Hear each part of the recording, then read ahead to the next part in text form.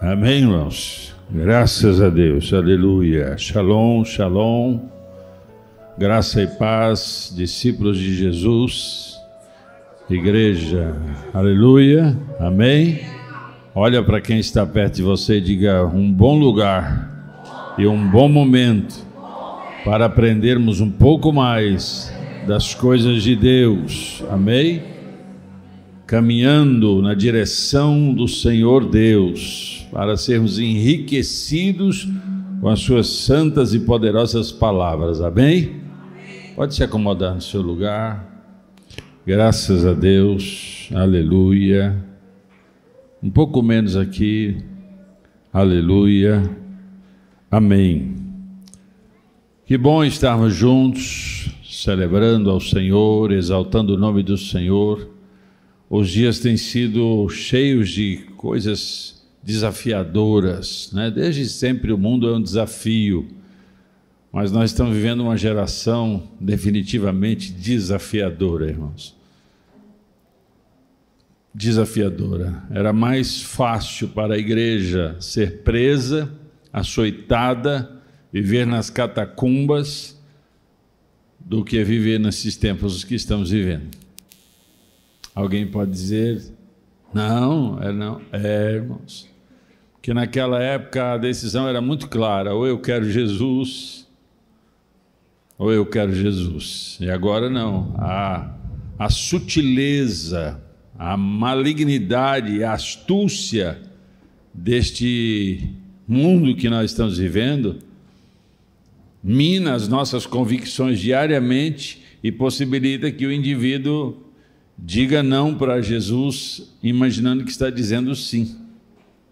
Este é um momento difícil, né? Eu quero que nós vamos agora entrar numa nova série. Passamos agora pela conferência, aprendendo sobre aliança geracional. Foi uma conferência linda, abençoada. Ouvimos palavras do reino de Deus em nossa direção. E eu vou continuar ministrando para vocês nessas séries, porque eu acho elas bastante produtivas e elas também nos dão essa graça de acompanhar um tema dentro de 4, 5 e até 10 semanas seguidas dentro de um tema que converge para uma decisão nossa, né? E esta semana Deus me deu essa direção de falarmos sobre isso aí, ó. Decisões, a série será essa daí, ó, decisões destrutivas. E aí você já pode argumentar, ou quem estiver online, ou depois na sequência ouvindo o vídeo, pode ver mais uma série com esse nome, decisões destrutivas. Irmãos, nada é mais poderoso para ensinar do que o erro. O acerto é louvável, o acerto nos dá o pódio e etc., mas nada é tão poderoso se estivermos atentos, bem sintonizados com os nossos momentos. Nada é tão poderoso para ensinar como o erro. O erro bate na nossa cara, o erro nos corrige, nos confronta, o erro diz: olha, nós falhamos, Então é importante nós olharmos para o erro, não só o nosso erro, quanto o erro dos outros, né? A sabedoria consiste perfeitamente em darmos o próximo passo, não olhando especificamente para o nosso erro, mas o erro de quem está ao nosso redor. A história, quando estudamos a história pregressa, quando nós estudamos a história dos nossos ancestrais, a história de nações antigas, a cultura antiga, a história nada mais é do que uma grande lição dos acertos e dos erros, nos impulsionando para uma caminhada produtiva e assertiva. É isso que funciona. A história é isso, né? É contemplar no presente momento os erros dos nossos ancestrais e a partir daí fazermos escolhas, decidirmos. E é sobre esta questão que nós vamos estar falando aqui. Se puderem me dar um pouco mais de grave aqui para esse retorno, ele está bastante médio e está... Diga para quem está perto de você: a nossa vida é o resultado de nossas decisões, das escolhas que fazemos diariamente. Para cada movimento nosso pensado ou instintivo, precisamos de escolhas, amém? Ah, tá. Não, mas esses raios aí, irmão, eles não queimam a televisão, não. Pode ficar tranquilo. Não importa quem somos ou de onde vivemos, a vida em si é uma exigência permanente e espera a cada momento a nossa decisão. É assim que é a vida. Cada momento, seja ele sob pressão, seja ele no lazer, seja ele na empresa, no lar, no trânsito, em qualquer circunstância, quaisquer que forem as circunstâncias, elas exigem tomadas de decisões, elas exigem escolhas. É assim que é a vida, né? Agora diga para quem está perto de você: decisões não são fáceis, mas são necessárias. Não como a decisão é fácil. Pode até parecer fácil, mas quando nós temos a mente aguçada, capaz de saber que a nossa decisão implicará definitivamente nos resultados na nossa vida, então sabemos que as decisões elas não são fáceis, mas são necessárias. Então a minha decisão, a sua decisão, em muitos aspectos nunca será fácil, mas é definitivamente necessária. Há quem diga, e diz isso com muita sabedoria, há quem diga: um desejo não muda nada.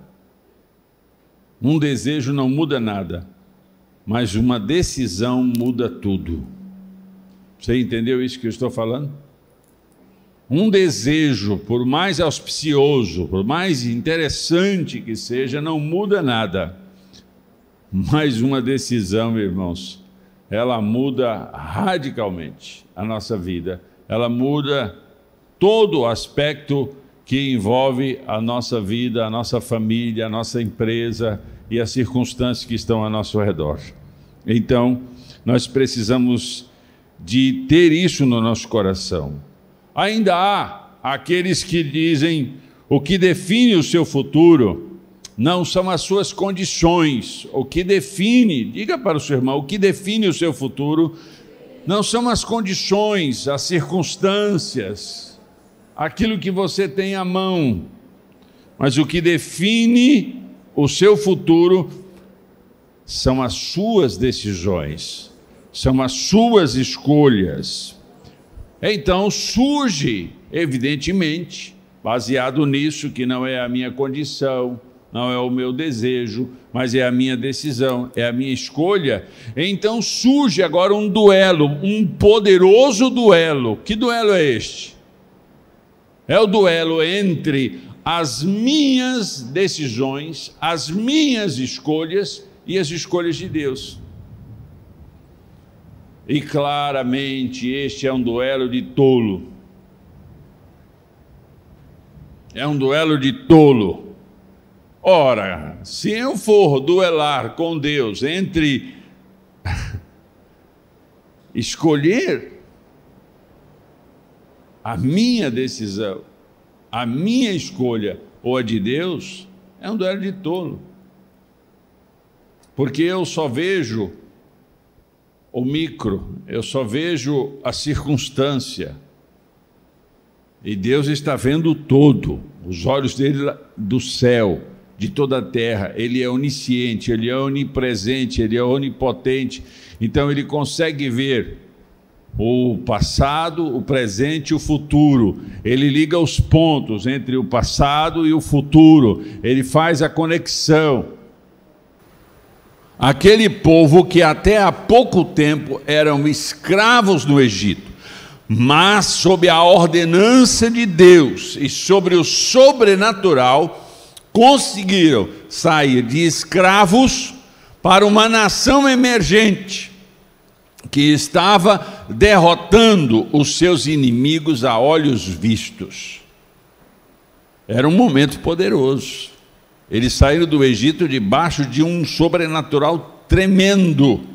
Chegaram aos pés do Sinai, e sobre tremores e sobre terror, receberam as leis de Deus, os princípios de Deus, que deveria reger aquela recém-criada nação, deveria nortear os rumos daquela recém-formada nação. Então, eles não poderiam tomar agora diretamente e especificamente para aquela cidade de Jericó, que estava além do Jordão. Até o Jordão fizeram e aconteceram e chegaram ali. Agora eles atravessaram a pés enxutos o Jordão. Isso foi um grande milagre e um grande terror para os inimigos de Israel.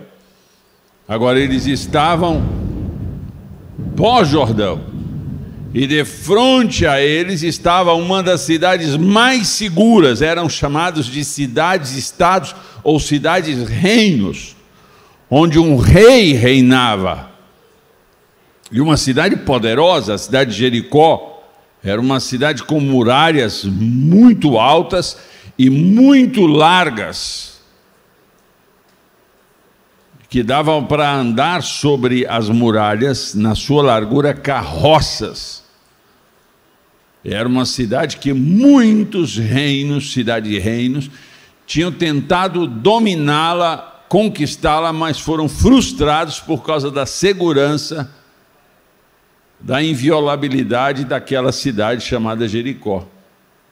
Então, aqueles servos do Senhor, aqui a lei estabelece, a ordenança foi: não se poderiam tomar nada daquela cidade, os seres vivos deveriam ser mortos, as construções deveriam ser destruídas e incineradas, somente os vasos de metal, o ferro, a prata e o ouro deveriam ser entregues no tabernáculo. Está lá no versículo 19 do capítulo 6 de Josué. Capítulo 6, versículo 19, a ordenança, o comando foi específico, claro, muito claro, que só deveriam tomar os vasos de metal, o ferro, a prata e o ouro,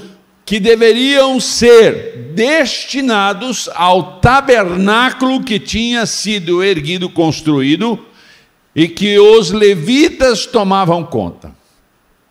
O resto, as casas, os móveis, as roupas, o alimento, os animais, os seres vivos, as pessoas, os homens, as mulheres, as crianças, tudo deveria ser destruído. E aí as pessoas podem conjecturar que tanta maldade, que tanta... Você se esquece que a medida do mal e da transgressão e da perversão entre os cananeus, os jebuseus, os aveus, os heteus, foi tamanha que passaram-se desde a promessa a Abraão até aquele momento, passaram-se séculos. E Deus foi estendendo a benevolência, a misericórdia dele, até que a medida da transgressão, a medida da desobediência, do pecado daquelas nações naquela região foi tamanha que entojou Deus. E Deus disse: agora eu vou expulsá-los deste lugar, e agora eu vou destruí-los, porque eles esnobaram a minha presença, eles me desafiaram com as suas transgressões e com a sua maldade. E era grande a maldade daqueles povos.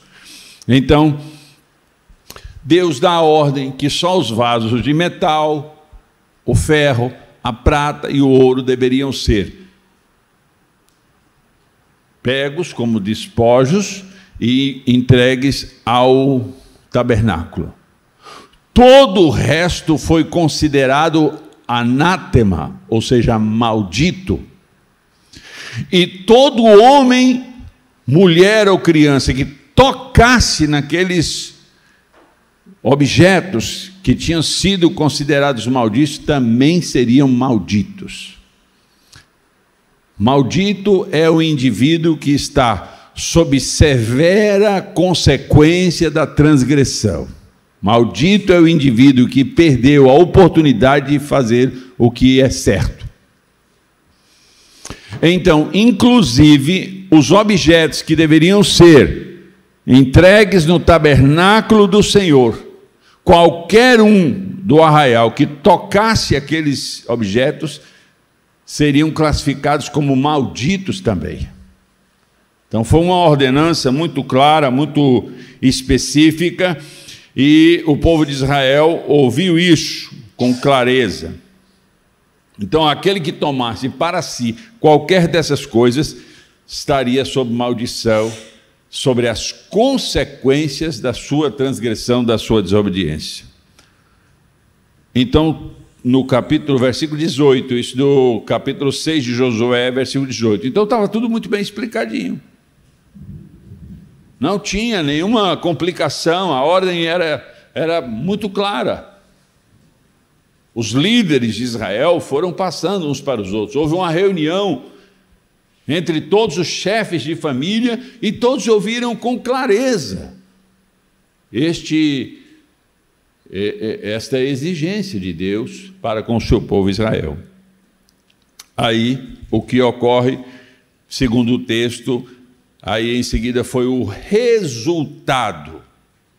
E a gente precisa parar nessa questão. O resultado, Israel foi derrotado numa guerra. Ora, Israel transpassa o Jordão, debaixo de um milagre. Deus chama Josué e diz: Josué, eu vou entregar Jericó para você. Eu vou entregar todos os valentes de Jericó e você vai dominar. Como vai ser isso? Deus falou: você vai dar uma volta. Você vai dar uma volta na muralha ao redor da cidade, em toda a muralha ao redor da cidade, uma por dia, durante 6 dias. E a arca irá na frente, os 7 sacerdotes, cada um tocando uma buzina, e na frente os soldados armados. No 7º dia, vai ser 7 voltas ao redor de Jericó. Então foi um projeto de Deus muito detalhado, e quando eles tocaram aquelas buzinas no 7º dia, na 7ª volta, e gritaram segundo a minha tradução aqui, com grande grito, ou seja, com grande pavor foi o grito deles, aquelas muralhas implodiram, e cada guerreiro entrou dentro da cidade e venceu os seus inimigos e tomou posse da cidade de Jericó. Inclusive Josué amaldiçoou, sob pena de que aquele que edificasse Jericó, o seu filho mais velho morreria, e aquele que fizesse os muros de Jericó, o seu filho mais novo morreria. Porque aquela cidade foi rejeitada por Deus. Então estava muito o poder e a manifestação de Deus. Eles conseguiram, através de um milagre grandioso, implodir aquela muralha enorme que tantos exércitos tentaram e não conseguiram. Agora aquele povo cumprindo a ordenança de Deus. Aí eles vão para uma cidadezinha um pouco mais para um lado, próximo de Betel, chamada Ai. Josué manda uns espias e diz: olha, dá uma olhadinha lá. Eles foram e voltaram e disseram: não precisa desgastar o nosso povo, o nosso arraial. Mande só uns 2 ou 3 mil soldados, que vai dar muito bem. E assim separaram esses 3 mil soldados e foram em destino a Ai. Irmãos, quando eles chegaram em Ai, foi uma vergonha. Os moradores de Ai botaram os israelitas para correr e feriram cerca de 36 israelitas. Nessa demanda, 36 israelitas foram feridos. Quando aquela notícia chegou no arraial, a Bíblia diz que eles se derreteram como a água. Irmãos, eles tinham acabado de passar por um milagre grandioso. Eles venceram uma cidade enorme, muito superior, incomparável com a cidade de Ai. Agora, o coração deles derreteu como água. Eles estavam aflitos ali agora, desesperados. Então, alguma coisa de errado aconteceu. Algo estranho aconteceu. Josué vai desesperado, se prostra de manhã diante do Senhor, e os anciãos de Israel também se prostram diante do Senhor. Ele joga pó em sinal de humilhação, rasga suas vestes em sinal de humilhação diante do Senhor, e começa a buscar a presença do Senhor. E aí o Senhor chega para Josué e diz: cara, qual é a tua? Levanta daí. Que negócio estranho é esse, rapaz? Pare com essa lamúria, levante-se daí. E Josué levantou e disse: não, rapaz, isso aqui está acontecendo não é por qualquer coisa, não. É porque teimaram comigo, desobedeceram as minhas ordens. Eu estou erguendo uma nação que eu mesmo governo essa nação. Eu sou o Senhor dessa nação, eu sou o rei dessa nação, e eles transgrediram a minha lei, e eu os fiz passar vergonha. Agora, isso pode ser mudado, se vocês cumprirem o que precisa ser cumprido. Então, a estratégia, Deus cria uma estratégia. Deus sabia quem era? Claro que sabia, que foi Acã. Mas Deus criou uma estratégia para revelar Acã diante do arraial. Deus criou uma estratégia para expor aquele indivíduo pelo pecado que ele havia cometido. Então Deus chama as tribos, recai sobre a tribo de Judá, recai sobre Zibde, recai sobre Zerá, ou Zera, e recai sobre Carmim, e recai sobre Acã. E aí Josué está de frente agora de Acã e diz assim: meu filho, glorifica o nome do Senhor e confesse a tua transgressão. Aí Josué, Acã conta o que tinha feito. E aí Josué diz: vá lá na tenda dele agora e vê se isso é verdade. E aí foram alguns enviados até a tenda de Acã, e embaixo da tenda estava lá a capa babilônica, 600 ciclos de prata, que dá em torno de 2.280, 2 quilos e 284 gramas, uma cunha de ouro, que pesava 50 ciclos, isso dá em torno de 570 quilos, então não era coisa pouca, era muita coisa. 570 quilos não, 570 gramas, minto.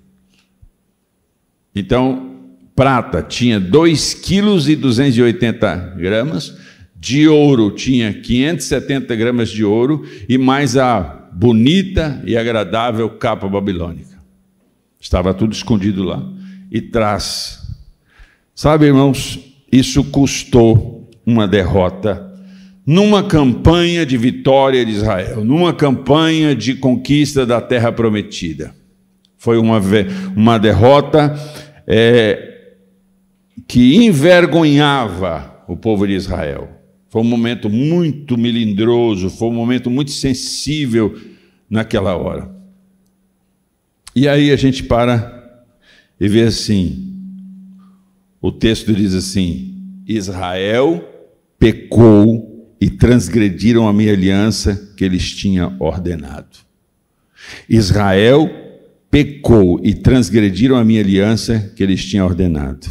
A afirmação de que todo Israel pecou parece assim um negócio meio injusto. Ora, se foi um homem que pecou, por que o Deus de Israel está falando: Israel pecou e transgrediram a minha aliança que eles têm ordenado? A afirmação aqui de que todo Israel pecou é um conceito claro de que a exigência de Deus era para aquele povo agir como povo, um povo unido, com uma linguagem só, com uma performance, com uma visão, com uma obediência. Havia necessidade de unidade para a conquista que Deus havia estabelecido para aquela nação. Então a gente vê o deslize de um momento na batalha, aquele deslize de Acã, um deslize enorme. Ele comprometia a vida dele e a vida da sua família. Mas ele envergonhou Israel, e ainda 36 homens foram feridos por causa do deslize de Acã. Então, o que nós vemos nisso tudo aqui, irmãos,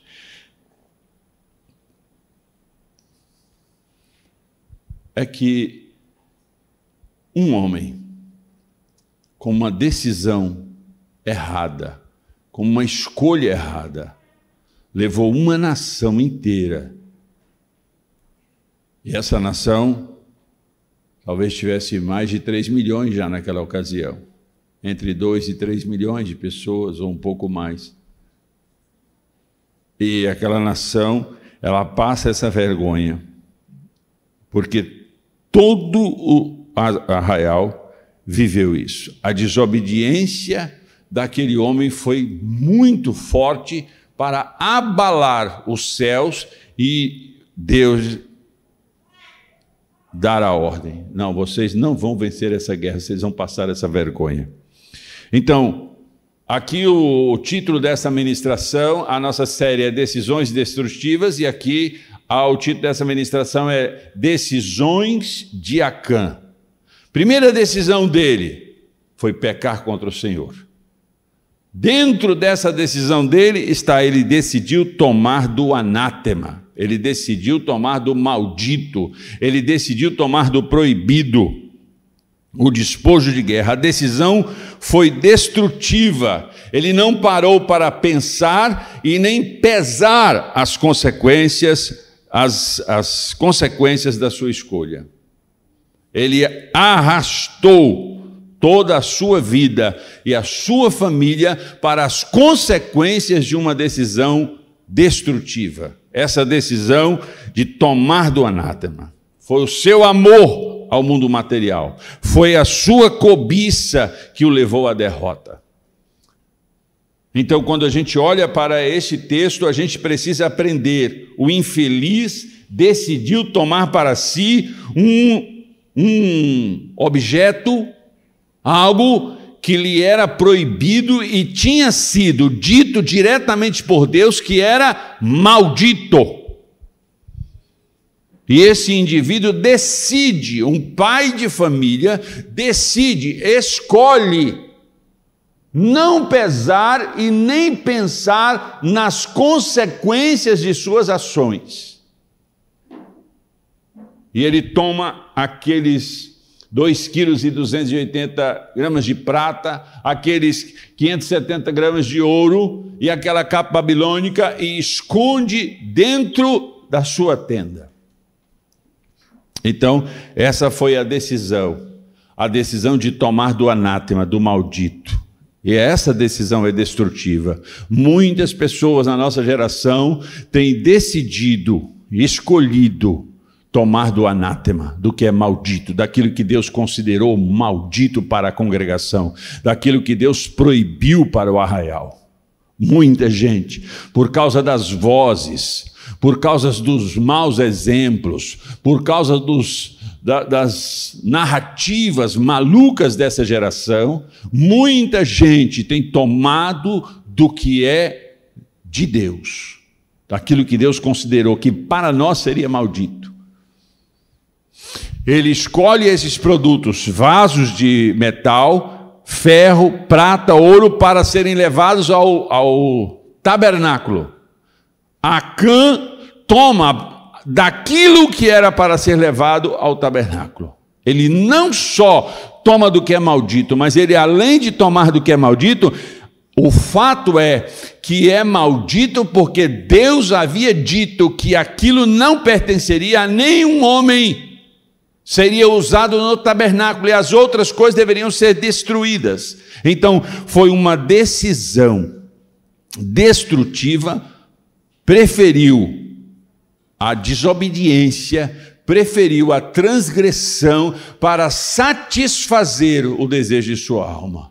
Era um escravo, irmãos. A mentalidade de escrava estava em transição, mas não era já fazia anos que eles tinham saído do Egito. Fazia anos. E a transição, as palavras, o sobrenatural, os milagres poderosos de Deus dentro do arraial, era já para ter convencido aquela alma que quem era o supridor, o provedor, quem era o Senhor daquela nação e dos indivíduos que compõem aquela nação, era o Deus de Abraão, Isaque e Jacó. Era o Deus que havia tirado aquela nação do Egito. Então isso era para estar muito engendrado dentro da sua alma e do seu espírito. O plano de Deus era superior ao plano individual. O que Deus tinha planejado para aquela nação era algo tamanho, era algo tão poderoso. Aqueles homens, eles estavam sendo os pioneiros, eles estavam sendo o alicerce, eles estavam onde os seus ombros seriam plataformas, seriam bases estruturais para que as próximas gerações subissem em seus ombros. E ele não conseguiu ver isso, porque ele estava tão focado no seu próprio umbigo, e ele estava tão deslumbrado com a visão daquilo que se apresentava diante dele. Segunda decisão destrutiva de Acã, ele decidiu furtar. Êxodo capítulo 20, versículo 15, está escrito: não furtarás. O que está escrito em Êxodo capítulo 20, versículo 15? Não furtarás. Era muito recente a lei. Ela foi promulgada, só que a lei, irmãos, ela tinha sido promulgada debaixo de muito tremor, de muito terror. 3.000 pessoas morreram na promulgação da lei. Houve assim um impacto muito grande naquela nação. A lei promulgada, ela tinha que estar muito bem elaborada na mente do coração do israelita, na mente e no coração do israelita. Porque aquela lei tinha sido dada debaixo de um movimento sobrenatural, debaixo de algo muito impactante. Então, não era motivo, ele não tinha motivo para dizer que não se lembrava. Ele não tinha motivo, ele não podia arrumar desculpas esfarrapadas para não ter se cumprido aqui, Êxodo capítulo 20, versículo 15. O êxito, diga comigo assim, o êxito daquela recém-formada nação deveria estar sobre a exigência de uma nação honesta. Não poderia estar sobre uma nação que furtava. Aquela nação estava sendo direcionada para gerar a salvação do mundo. Era uma nação sacerdotal, era uma nação escolhida a dedo, era uma nação que, na verdade, Deus escolheu o seu genitor maior, o pai, e dele toda a nação surgiu. Era uma nação muito específica, muito clara. Então, isso não podia, irmãos, acontecer. Aquele homem não podia tratar com desonestidade um episódio tão importante para a formação daquela nação. A decisão de furtar comprometeu a honestidade daquela nação. Diga comigo, a decisão de furtar comprometeu a honestidade daquela nação. Parece que são decisões muito pessoais, né? Porque foi Acã que decidiu, que escolheu. Mas implicou na sua família, na sua esposa, nos seus filhos, no seu gado, nos seus objetos. Implicou em toda a nação de Israel. Deixa eu dizer uma coisa, irmãos, muitas vezes nós como indivíduos, porque estamos tão vaidosos, com narrativas tão malignas na nossa mente, que projetamos para nós mesmos um plano fora do plano de Deus, que escolhemos coisas que são chamadas pela Bíblia de maldito, que concordamos com o que é maldito. Aquilo que Deus diz que é maldito, e nós não podemos mudar isso. Então, o que nós estamos vendo é que a decisão de furtar, e muita gente tem furtado o direito da prosperidade espiritual, muita gente tem furtado o direito da prosperidade familiar, da prosperidade da congregação, da igreja, porque o seu ego, porque o seu plano, porque as suas escolhas, as suas decisões são destrutivas, porque elas estão cheias de vaidade, cheias de uma irreflexão, de uma irracionalidade. O indivíduo não para pensar nas consequências, é como um menino, é como um adolescente que não pesa as consequências de suas escolhas, de suas decisões.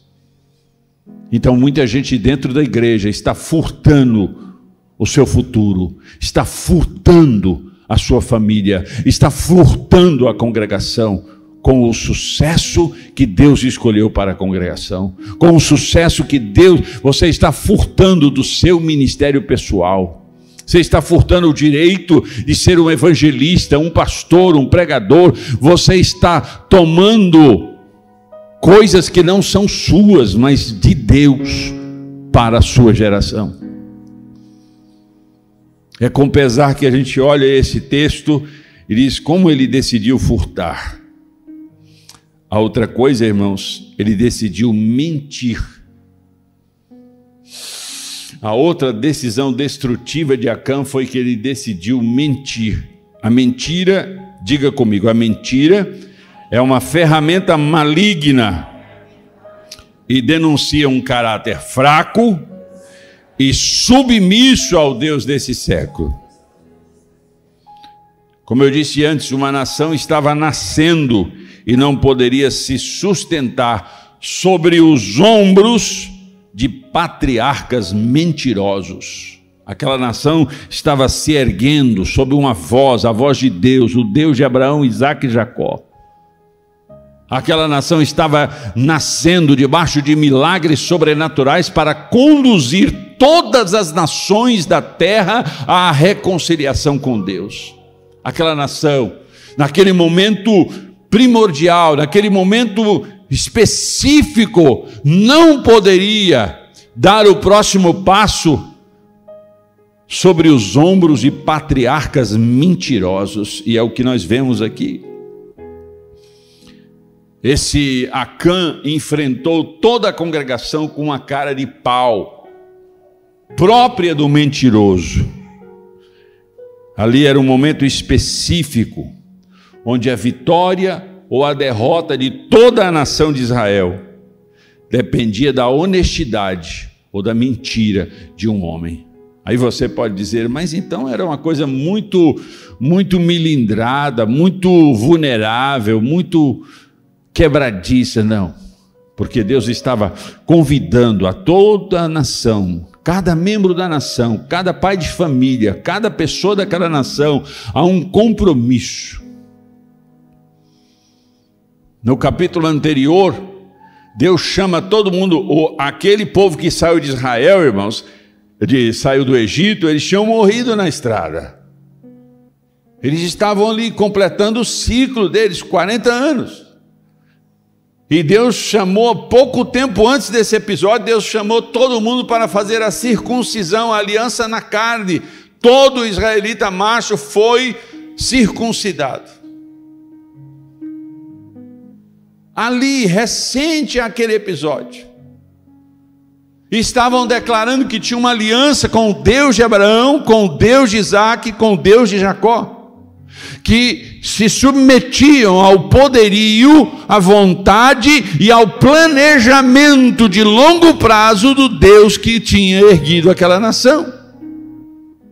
Aí a gente vê um indivíduo, um patriarca, porque é dos primórdios, é um chefe de família, então é o patriarca da sua família. Sabe, irmãos, nós estamos vendo uma guerra poderosa, nojenta, para desconstruir o patriarcado. Estão falando miséria sobre o patriarcado, sobre a figura do homem, do macho alfa. Estão criando machos destituídos da macheza que Deus lhes deu, por causa das narrativas, por causa da cultura, por causa de um monte de coisas. Mas em contrapartida, irmãos, existem pesquisas científicas sérias em várias universidades ao redor do mundo, falando sobre as desgraças recorrentes na vida da família pela ausência da figura paterna. Eu falei sobre isso aqui na série Família. Então nós estamos vendo, irmãos, uma recorrência do diabo em destruir o patriarcado, em destruir a característica primordial de um pai de família que tem que ter uma voz de autoridade, um comando sério para manter a sua família dentro dos princípios que os céus elaborou para nós. Um princípio de sucesso, um princípio de resultados de um povo que serve a Deus. Então a gente está vendo isso. Agora, como que uma nação que estava surgindo poderia dar os seus ombros mentirosos para a próxima geração? Nós estamos vendo na mídia, irmãos, nós estamos vendo as pessoas roubaram bilhões. Na verdade, há quem diga que na casa de 1 trilhão foi roubado do Brasil nos últimos anos. As pessoas estão aplaudindo ladrões, estão votando em ladrões, porque as narrativas foram tão poderosas que desconfiguraram a honestidade, que desconfiguraram a mentira. Querem trocar o certo pelo errado, imaginando que porque muita gente concorda que o errado é certo, o errado se torna certo. Deixa eu lhe dizer uma coisa: toda a raça humana, se disser que o errado é certo, não faz o errado ser certo. Porque as leis da física, as leis da biologia, as leis espirituais, as leis naturais e as leis espirituais vão contestar a fala medíocre e mentirosa dessa geração. Então eu estou vendo aqui um patriarca que mentiu, ele decidiu mentir. E toda mentira tem o seu preço. Todas as vezes que mentimos, pagamos o preço. A mentira, irmãos, há quem diga que a mentira tem perna curta, ainda que sejam muitas pernas, porque para sustentar uma mentira precisa de outra mentira, precisa de outra mentira e de outra mentira. E o texto do Evangelho diz que a verdade liberta. Então, nós estamos aqui numa guerra espiritual. Decisões destrutivas. Acã, um patriarca, decidiu mentir. Diga comigo assim: a derrota de Israel estava sobre os ombros de um patriarca mentiroso. E é sempre assim, irmãos. Quando nós escolhemos mentir, quando nós escolhemos esconder a verdade, nós fracassamos, nós somos alvos de derrotas temporárias ou permanentes. Muitas famílias estão sendo derrotadas diariamente porque estão sendo construídas, basiladas na mentira. A Bíblia diz que o ladrão, e a figura do ladrão aqui é uma figura que apresenta Satanás, que apresenta o inimigo. O objetivo dele é mentir, é destruir. Ele é dado como o pai da mentira. Nós precisamos concentrar os nossos esforços para colocar a nossa família sobre os nossos ombros, dar à nossa família o direito de vencer a cidade de Ai. E sabe que Ai, em alguns aspectos dentro da escatologia, é dito como um sofrimento, uma punição. E não é nada inoportuno olharmos que uma cidade chamada Ai configura um ponto de sofrimento para a conquista de Israel. Então, quando mentimos à nossa frente, nós somos derrotados pelo mal. Ai, ai, ai. A desgraça permanente entra no nosso lar, entra na nossa vida. Então, dizer para o seu filho que nós precisamos respeitar as pessoas, dizer para a sua família que nós precisamos respeitar as pessoas, independente das escolhas delas, é certo. Nós precisamos respeitar as pessoas, independente de suas escolhas. Mas nós não precisamos e nunca deveremos concordar com as escolhas delas. O direito delas escolherem o errado também nos dá o direito de escolher o que é certo. E se escolhem a mentira como rota, a nossa escolha não deve ser. E nós não devemos ser arrogantes ao falarmos sobre esse assunto. Porque a mentira aqui, irmãos, traz um transtorno horroroso. Diga comigo, Acã decidiu mentir. Esta foi uma decisão destrutiva, sim ou não? Foi uma decisão destrutiva. Outra coisa que o texto nos apresenta, ele decidiu esconder no interior da sua tenda. A escolha por esconder do seu povo e aos olhos de sua família foi uma atitude de quem estava fazendo algo errado. Ora, se estava escondendo, é porque estava fazendo algo errado. Então, só o gesto dele esconder do arraial, provavelmente não escondeu de sua família, porque foi na tenda da sua família que ele escondeu. Então, talvez não tivesse como esconder da sua esposa e dos seus filhos. Isso era a evidência da sua transgressão. Aí a gente pensa, foi por conhecimento de sua família, por cumplicidade de sua família? Talvez tenha até sido, irmãos, e por isso que o resultado final desse episódio é a desgraça da família conjunta. Talvez a família foi cúmplice. Talvez a família não se posicionou contra. O Deus de Israel deu ordens expressas para nós não tomarmos do anátema e você está tomando. Isso não é certo, você vai trazer desgraça para a nossa casa, para a nossa família.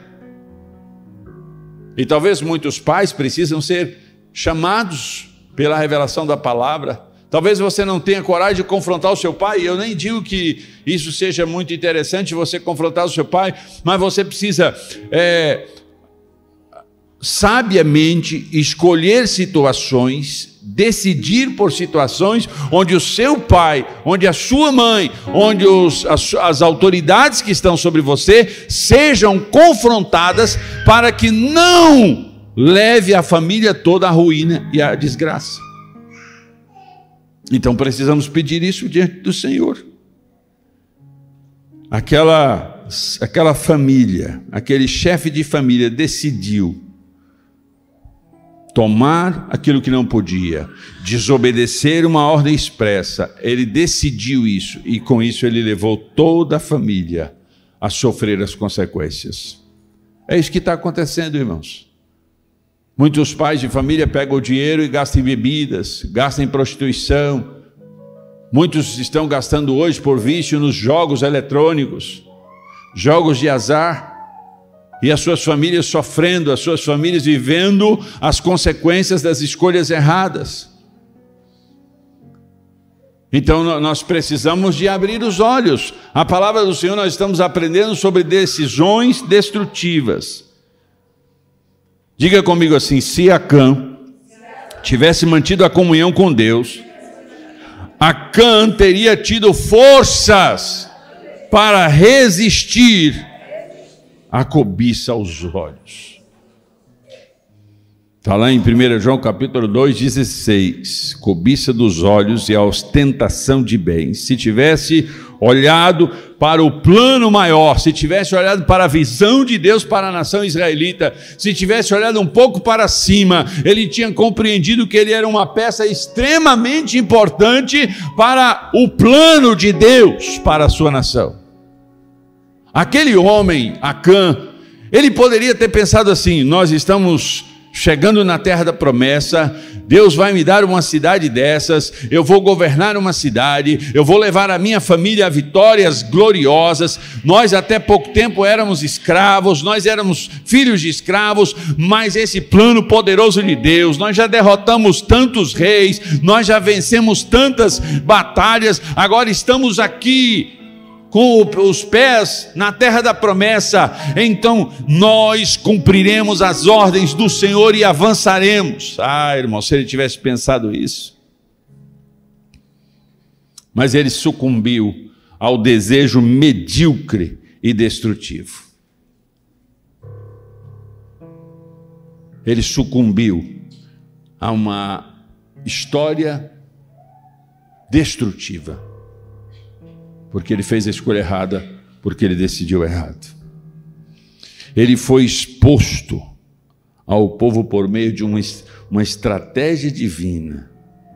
Mas sabe, essa estratégia divina mostra o quê? O que é essa estratégia? Quando Deus diz assim, chama por tribos, aí vai cair, eu vou designar a tribo, chama por famílias, e eu vou designar a família, chama por casa, e eu vou designar a casa, chama de homem a homem, eu vou designar homem. Por que Deus fez isso? Sabe, irmãos, a palavra do Senhor diz que Deus é misericordioso, benevolente. Se naquele interregno, naquele ínterim, entre a desgraça que ocorreu no arraial, pelo prejuízo que tiveram ao combater Ai, se Acã tivesse corrido aos pés de Josué e dissesse, Josué, meu líder, eu fiz uma besteira enorme.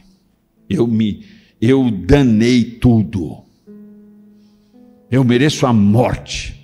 Por minha conta, 36 homens foram feridos. Eu fiz uma besteira muito grande. Vamos fazer o seguinte: olha, está aqui a capa babilônica, está aqui os 2,2 kg de prata, está aqui os 570 gramas de ouro, está aqui, e eu vou dar tudo o que eu tenho, todos os bens que eu adquiri ao longo dessa viagem, darei aqui todos os animais, eu sacrificarei diante do Senhor, e eu me arrependerei profundamente, ainda farei o que você falar que é para fazer. Mas ele não fez isso. Ele esperou até na última hora. Ele esperou até na última hora e foi desvendando a família, a tribo de Judá, irmãos. Ele pertencia à tribo de Judá. Quando escolheu a tribo de Judá, ó a anteninha dele. Quando escolheu a família de Zibde, ora, ele falou, caraca, rapaz, é a minha família. Quando ele escolheu a casa de Carmi, não tinha outro, era ele. Mas mesmo assim ele ficou calado, até chegar a vez dele, quando dá de cara, é você, Acã, meu filho, glorifique a Deus. Foi as palavras de Josué para Acã. Meu filho, glorifique o nome do Senhor e confesse. Aí, como é que é? Agora não tem como. Agora tem que confessar. Não tem como. A história está ali. O confronto foi público, notório. Não tinha como escapulir daquela. Então ele conta. Então ele abre a mala. Sabe, irmãos, feliz, diga comigo, feliz teria sido Acã se sua decisão fosse não permitir o mau pensamento dominar o seu coração. Esse é o nosso problema, irmãos. A nossa decisão sempre, ou quase sempre, é decidir pelo desejo do nosso coração, pelo mau pensamento, pela maldade engendrada pelo diabo contra as nossas vidas. Ele não manteve seu foco nas coisas do alto, como Paulo escreve na sua carta aos Colossenses, capítulo 3, versículo 2. Nós devemos pensar nas coisas do alto e não nas terrenas. Decidiu trocar, diga comigo, ele decidiu trocar o ideal de uma terra conquistada por algo que envergonhou Israel. Destruiu a si mesmo e destruiu a toda a sua família. Quando não levamos a palavra do Senhor a sério, este é o ponto dessa noite. Decisões destrutivas são baseadas nas minhas palavras, nas palavras de terceiros. Decisões destrutivas são baseadas em narrativas do mal, irrefletidas, emocionais. Decisões destrutivas são tomadas quando não nos aconselhamos de forma prudente e sábia. E muitos de nós fazemos isso diariamente em muitas áreas. O risco de deixar os nossos desejos decidirem por nós. E claramente, irmãos, quer mais outra coisa aqui hoje?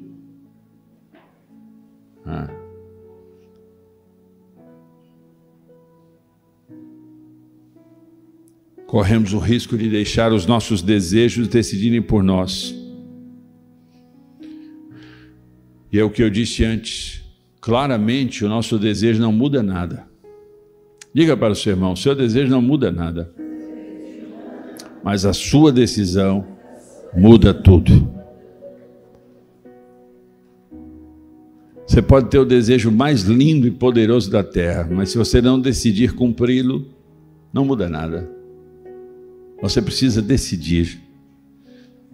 E sabe, a nossa decisão pode ser totalmente destrutiva. A nossa decisão pode ser destrutiva para a nossa família, para os nossos negócios. Você pode dizer para o seu irmão, decida melhor do que Acã. Quantas vezes, irmãos, diariamente, no dia a dia, nós deixamos que o nosso ímpeto, o nosso desejo, tome a frente daquilo que é para ser tomado racionalmente. Irmãos, quantas vezes eu já bati na minha própria cabeça. Sabe aqueles tapas que você dá em você mesmo de vez em quando? Caramba, por que eu fiz isso? Por que eu disse isso? Por que eu fui por este caminho? Que besteira, que ruína que eu provoquei. E sabe, irmãos, quando ele foi confrontado, aí tragam tudo que Acã tem. Levaram para um vale que deram o nome de Acor. Aquele vale. Levaram Acã, a esposa, os filhos, os escravos que tinha, a mobília, toda a mobília, todos os utensílios. Levaram todos os animais que ele tinha, ovelhas, jumentos, bois, tudo que ele tinha, levaram para aquele vale. E sabe, irmãos, quando as pessoas leem a Bíblia e dizem assim, é muito violento isso, por que que Deus mandou matar? Deixa eu dizer, sabia que no nosso país até hoje, em estado de guerra, a pena capital vale? Vários países no mundo, inclusive o Brasil, em guerra a pena capital vale. Um transgressor em guerra, ele é condenado à pena capital, ou seja, à morte. Na nossa Constituição está assim. Então a pessoa olha para a Bíblia, que Deus agressor, que Deus estava com uma nação caminhando para a formação e estava em guerra contra os transgressores, contra os condenados. Ele estava em guerra. Então qualquer desobediente dentro do arraial teria que ser tratado com o devido rigor. A exigência deveria ser forte para que impactasse aquela nação, para que os filhos, os adolescentes, para que as famílias ficassem impactadas, relevantemente tocadas, para que pudessem dar o próximo passo, escolhendo sabiamente, escolhendo construtivamente e não destrutivamente, como fez Acã. Então é o que nós precisamos. Para a nossa família, diga assim comigo, para a nossa família ser salva, devemos decidir por ouvir a palavra de Deus e por obedecê-la. Abra aí na sua Bíblia em João capítulo 10, versículo 27. As minhas ovelhas ouvem a minha voz e eu as conheço e elas me seguem. Romanos, capítulo... Deixa para depois, né? Deixa para depois. Obrigado. Logo a fé é pelo ouvir, e ouvir pela palavra de Cristo. João capítulo 8, versículo 47. Aquele que pertence a Deus, ouve o que Deus diz. Olha o texto, irmãos. João 8, 47. Aquele que pertence a Deus, ouve o que Deus diz.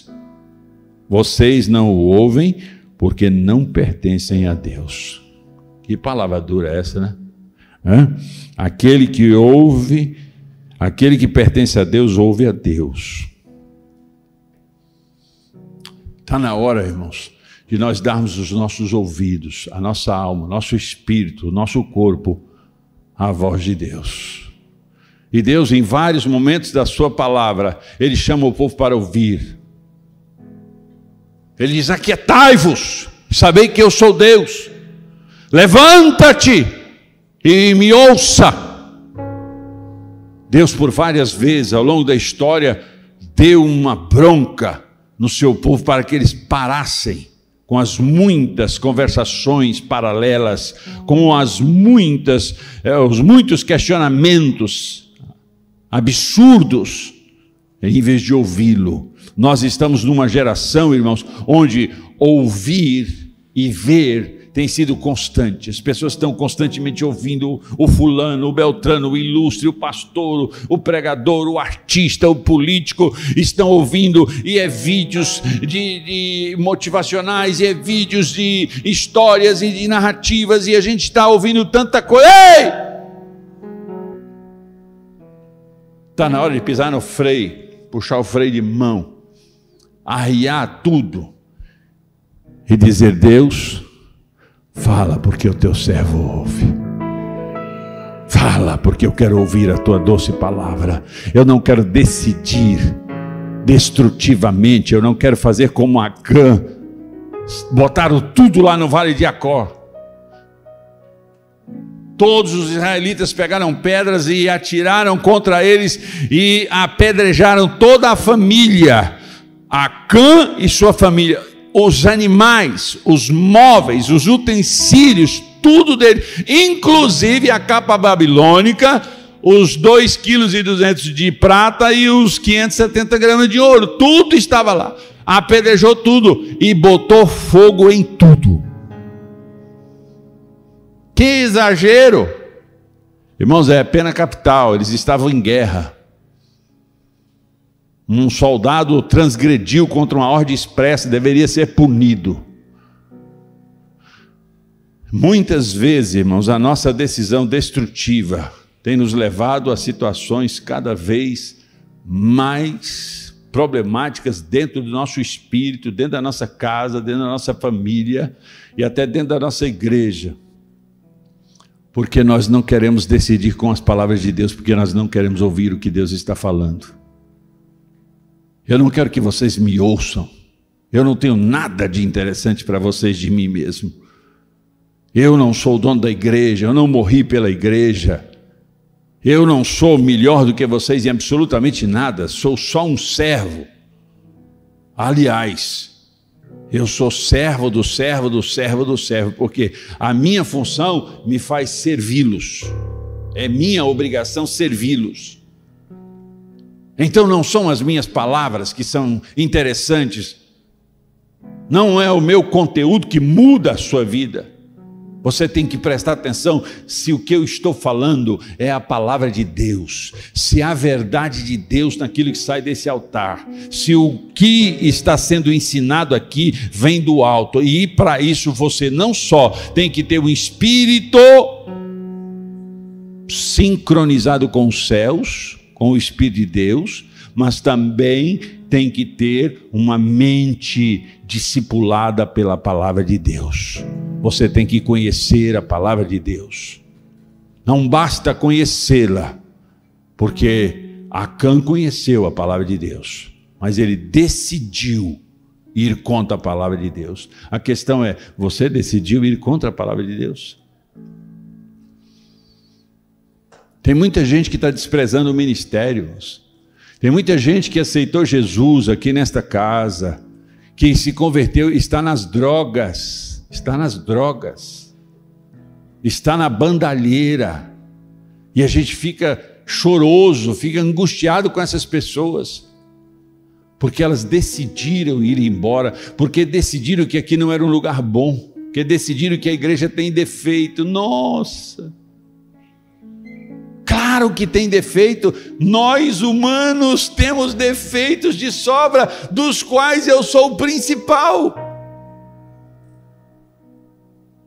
Então não decida porque a minha igreja é maravilhosa e perfeita, decida porque é a vontade de Deus, escolha porque Deus assim o quis, para que você possa viver dias bons, dias melhores, dias de sucesso em todas as áreas de sua vida. O diabo tem falado com voz muito poderosa na terra. Ele tem colocado na mente das pessoas que nós somos escassos, que nós somos deprimentes, que nós somos infelizes, que nós precisamos quebrar os paradigmas e pular a cerca e correr para o caminho largo e espaçoso e fazer toda a maluquice desse mundo. Nós somos livres. Não. O mundo jaz no maligno. O mundo está escravizado, dominado. Porque o verdadeiro livre é aquele que domina os seus desejos. O verdadeiro livre é aquele que sabe decidir pelo bem da sua casa e pelo bem da sua família. Então chega de tomar decisões destrutivas, chega de arruinar os seus negócios, chega de arruinar a sua casa, chega de arruinar a igreja que você congrega. Decida ser o melhor de Deus, decida ser um patriarca da sua casa, onde a próxima geração vai subir nos ombros de uma pessoa verdadeira, de uma pessoa obediente, vai subir os ombros de uma pessoa honesta, sincera, capaz de cumprir a ordem de Deus. Você está entendendo o que eu estou falando, irmão? Você está recebendo essa palavra no seu coração? Decisões destrutivas é o que mais se tem tomado nesses últimos dias. Então, o meu desejo não significa absolutamente nada. Eu e você podemos ter os desejos mais mirabolantes, os desejos mais fantásticos. Eles não significam nada, irmãos. Mas a sua decisão mínima, tiquinha, a sua decisão minúsculazinha, pode interferir na sua vida para todo sempre, inclusive para a eternidade. Então olhe para a sua família agora e diga: eu preciso decidir construtivamente, eu preciso decidir segundo a voz de Deus que eu ouço. Acã rejeitou a voz de Deus. Que pavor foi naquele arraial, irmão Idevan? Que pavor foi naquele arraial? Os amigos, os parentes, viu toda aquela família ser destruída, porque aquele cara resolveu tomar uma decisão, escolher uma coisa errada. Valorize a sua família, irmão, se debruce sobre a sua família, ensine a sua família, ame a sua família. Decida fazer do seu filho um macho alfa. Decida fazer da sua filha uma princesa. Decida fazer da sua casa uma casa de patriarcas, de homens e mulheres que respeitam princípios e entendem o valor do pai, o valor da mãe e o valor dos filhos como herança do Senhor. Decisões malucas por desejos de fazerem coisas egocêntricas têm anulado a existência da família, têm destruído a família. Então, neste ano que nós estamos falando sobre família, eu paro nessa noite e olhe para mim, por favor. Eu já tomei decisões da minha vida, irmãos, que eu tenho vergonha. Eu já tomei decisões da minha vida que eu trouxe sofrimento para dentro da minha casa. Mas Deus, com a sua misericórdia, ainda me sustentou e sustentou a minha família.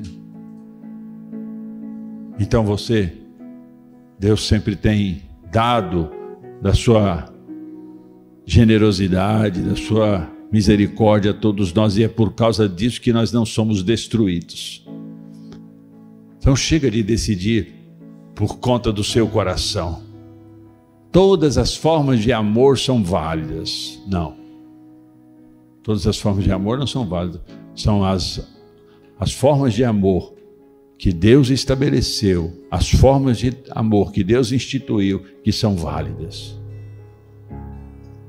Eu sou livre para fazer o que eu quiser. Não. Eu sou livre para cumprir a vontade de Deus. Porque é na vontade de Deus que eu sou pleno, que eu sou completo, que eu sou feliz. Dentro do presídio no nosso Brasil, quase 1 milhão de pessoas estão no presídio. Quase 1 milhão de pessoas estão no presídio. Sabe por que elas estão no presídio? Porque decidiram obedecer o seu coração, que decidiram serem tarados, violadores, porque decidiram roubar o que é do próximo, porque decidiram tirar a vida do próximo, estão lá no presídio. Toda a sua casa foi arruinada, foi destruída. Jovenzinhas que estão decidindo na faculdade dar o seu corpo na prostituição, ir para o motel com seu namorado, decidindo dar o que de melhor você tem, a preciosidade da sua vida, que é o primeiro momento com o seu esposo, com o seu marido legítimo, está entregando a um, a outro, a 12, a 20, a 30, como se fosse festa. E cada relacionamento traz uma desgraça, traz uma marca, traz uma ferida profunda dentro da alma. Basta disso, irmãos. Acã tomou uma decisão destrutiva, tão destrutiva, que toda a família e os bens dele foram eliminados. Mas nessa noite, eu e você ficando de pé agora, nessa noite,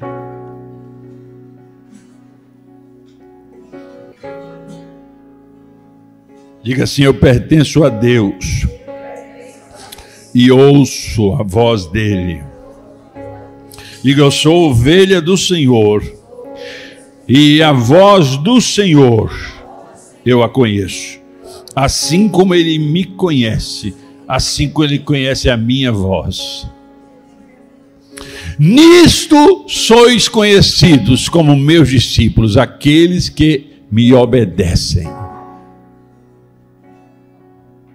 Não basta frequentar uma igreja, não basta dizer: olha, irmãos, eu e a apóstola, nós somos tão limitados, irmãos, nós não somos dignos de ser seus pastores. Mas Deus quis isso. E eu estou aqui humildemente trazendo uma palavra que eu acho extremamente importante para você e para mim.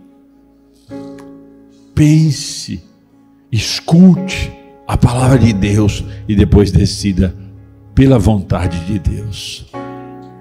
Feche os seus olhos agora.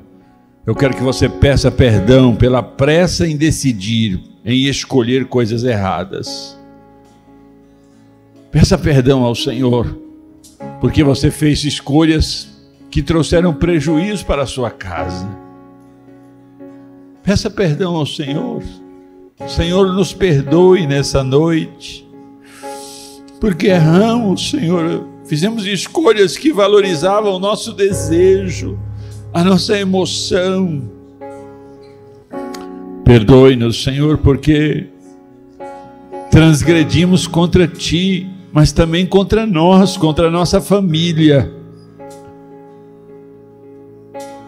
Senhor, dai-nos da Tua boa vontade, da Tua graça e do Teu Santo Espírito para decidirmos construtivamente, para decidirmos segundo a Tua boa vontade, segundo a Tua santa palavra.